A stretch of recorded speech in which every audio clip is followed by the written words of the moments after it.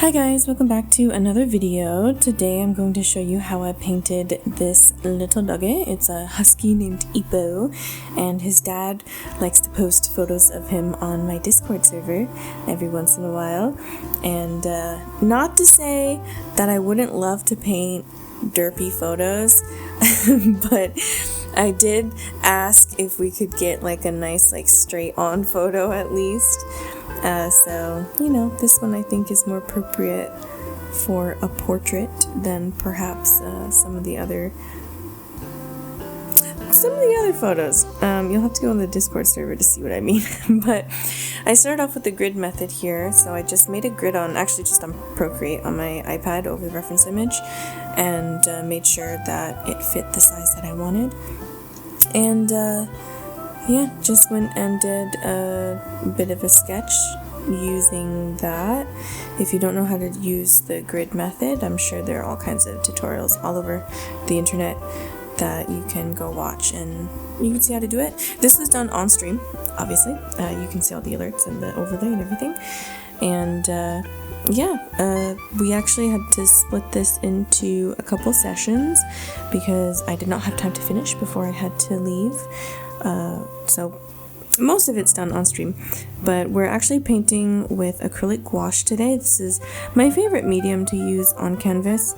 Acrylic is okay, but I don't like how shiny it is, and that a vast majority of acrylic paints are not particularly pigmented. Like, you have to do a whole lot of layering just to get it opaque.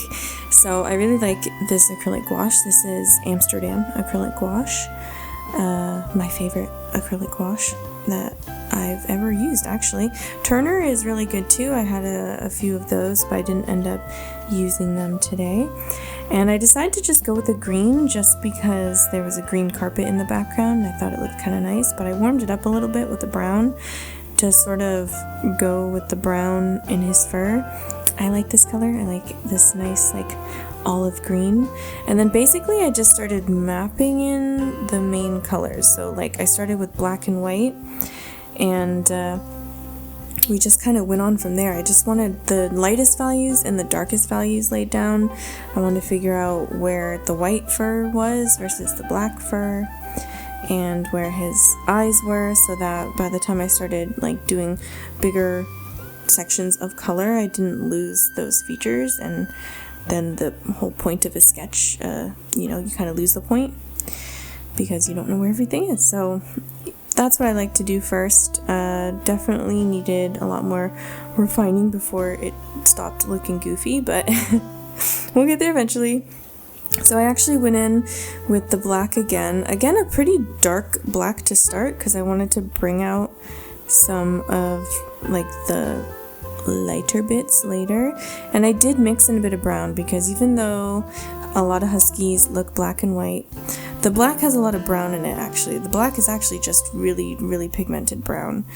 So I tried to do that so it didn't look kind of cartoony, I guess, a little more realistic.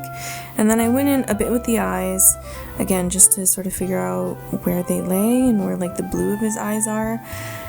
And I was not having a good time for most of stream with these brushes. You saw me pick out some brushes, and I like a good filbert brush. I tried a little bit of a rake brush that I was really excited to use for the fur. I think it just was not good on this canvas panel. This canvas panel is from Daiso. So I wanted to test it out and see what it would be like without priming it at all. I could have put down some gesso and then sanded it to make it smoother, but again, I was testing it out and I got really frustrated actually and regretted that choice. But I don't know, we made out in the end. There's definitely a lot more texture to this than what I would prefer, but it is what it is. I just had to keep basically adding water to this paint because it's quite thick paint, which is why I like it. It's opaque, but it usually settles down pretty well. But to get any smooth tufts of fur was really hard. It kept skipping across the texture of the canvas, right?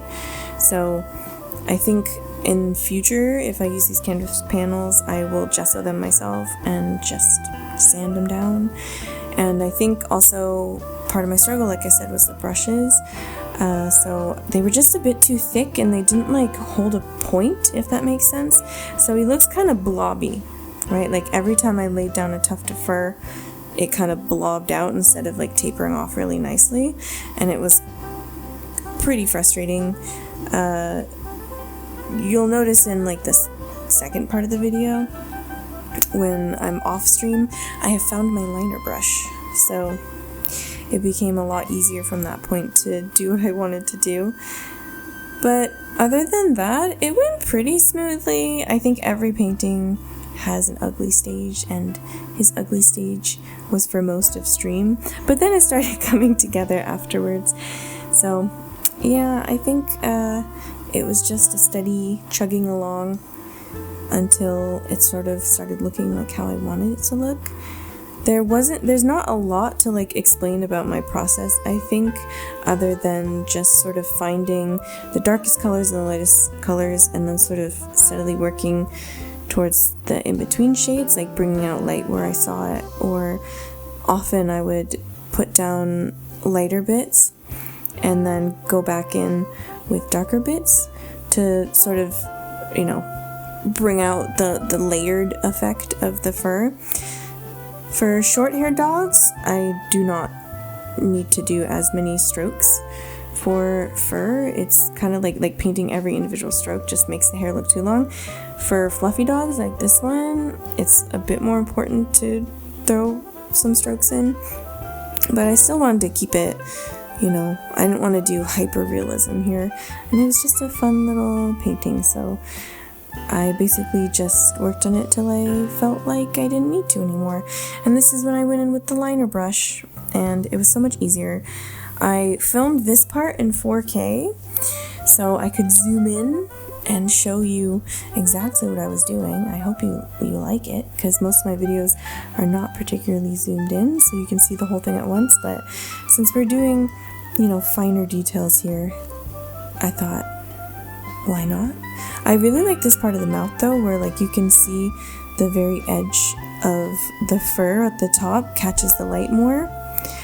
And I like the contrast with the really dark shadow on the tongue. A lot of the colors don't match the reference perfectly, and that was intentional because I was trying to limit my palette as much as possible and just sort of bring colors from other parts of the piece to, you know, these parts. So like the shadow, I could have gone a little bit more magenta on the tongue, but instead I chose to add more brown to sort of like bring out the brown in the other parts of the piece, since it's mixed in with black most of the time. I think for a dog like this, yes, you should, I mean, you don't have to, but it's okay to use a lot of pre-mixed black. A lot of people say don't use black, and I get why they say it, but honestly, I think it's fine. It maybe depends on the brand you're choosing and the type of black, because this brand has, I think jet black is the only black, but some brands have actually different types of really dark black or almost black colors. So they make black in some way, like by mixing different pigments, so it's not that different from if you were to mix your own. It's just a little faster. That's why they call it a convenience color.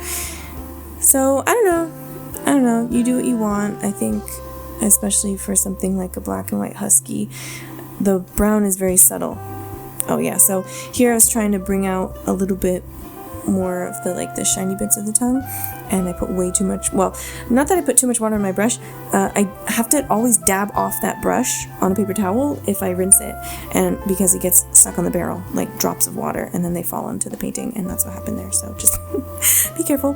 Here again, I was bringing like light in and then darker bits in and then light in, so sort of just messing with the values to make sure I had, I think I just kept trying to up the contrast because it was looking really flat for a long time.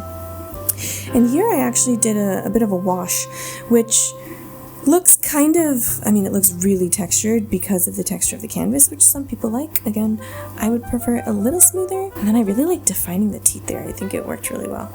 So I signed it. my paint marker was maybe a little too thick, but it is what it is. And that is Ippo. He's done. Thank you so much for watching. I will see you guys in the next video. Bye!